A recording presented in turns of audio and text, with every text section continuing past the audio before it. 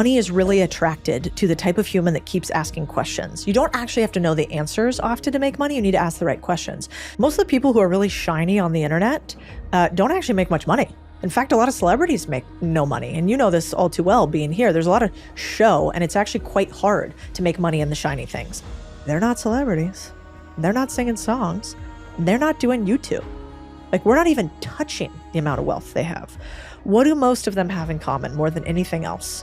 What I'm hearing from you is it's getting skin in the game, it's negotiating well, it's being an owner, right? Like that's really what I'm hearing. And I think if people take those three things away from what we've talked about so far, that's what you want to put your attention to, rather than this idea of, oh, I've got to start a business, I've got to become an entrepreneur, I've got to learn how to invest. It's like, no, this is it. This is what it is. You're right. Yeah. Lots of people focus on the tactics. Correct. They don't focus on the foundation. Yeah. The foundation is, do you believe that you have ownership and responsibility for the things you spend more time doing than anything besides sleeping, which is working?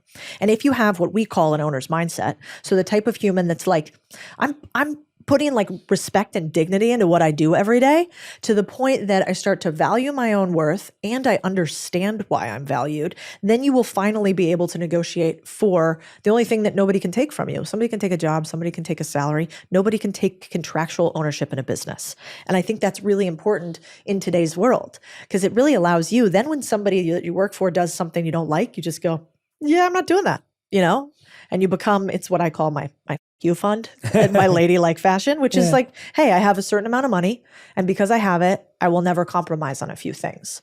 But the owner's mindset is kind of rare, you know? And so I think for young people today, so often, and I was one, it's like, my boss is bad, my job sucks, you know, I don't have upward mobility.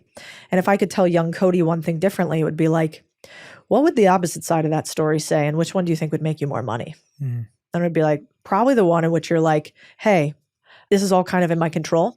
And if I make some serious changes in my life, I bet I could be richer than I am today. And I wish more people thought that way. Yeah. How do you have that conversation with your boss? I remember once I was at an event, and I was just listening in the crowd, and it was actually a finance event for women. So it was a bunch of like kind of well-off ladies. And we were in the audience, and the person in front asked everybody to close their eyes. So we all closed our eyes.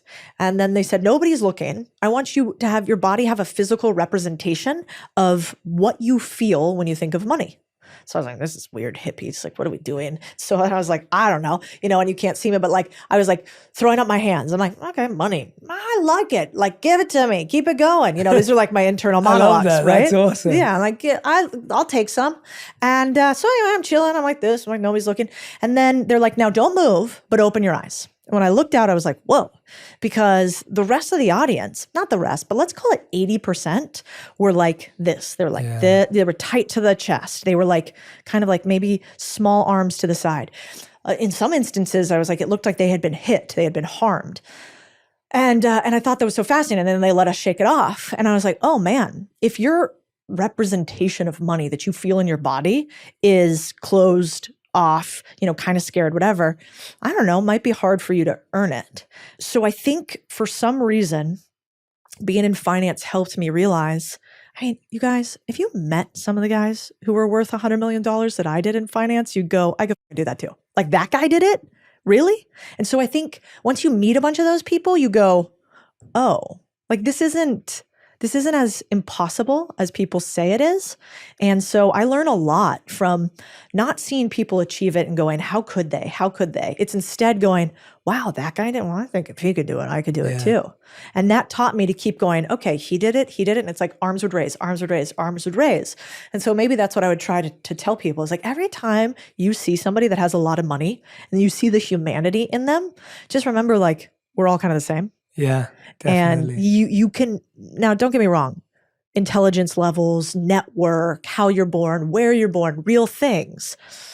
But if you're living in a first world country, in today's day and age, with the internet and what we have at our fingertips, I think you're in a better position than you've ever been in order to make a lot of money today. And I promise you only one thing, which is you'll make less money if you think you